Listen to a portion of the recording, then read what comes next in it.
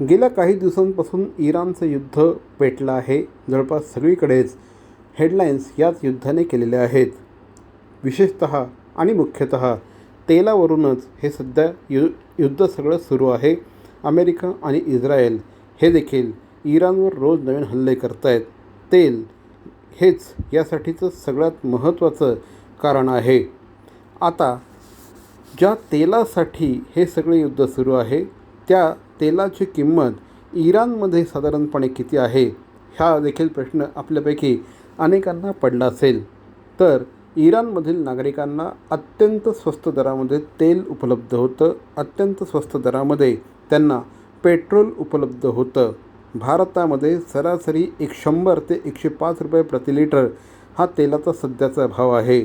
मात्र ज्या ठिकाणी तेल प्रचंड मोठ्या प्रमाणामध्ये उपलब्ध आहे, संपूर्ण जगाला जे तेल पुरवतात, त्या देशामध्ये काय बरं तेलाचा भाव असेल, हा प्रश्न आपल्यापैकी अनेकांना पडला असेल.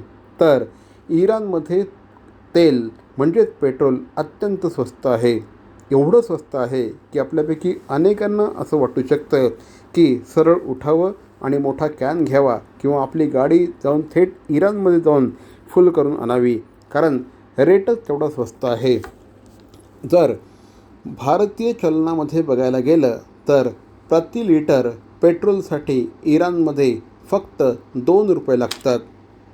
आपल्यापैकी अनेकांना हा धक्का असेल ना, परंतु खरंच इराणमध्ये भारतीय चलनाचा हिशोब केला गेला तर फक्त 2 रुपये प्रति लिटर हा रेट आहे.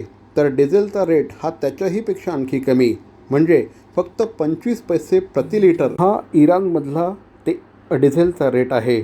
त्यामुळे जिथे पिकतं तिथे किती कमी रेट असू शकतो हे यावरून दिसून येऊ शकतं आहे.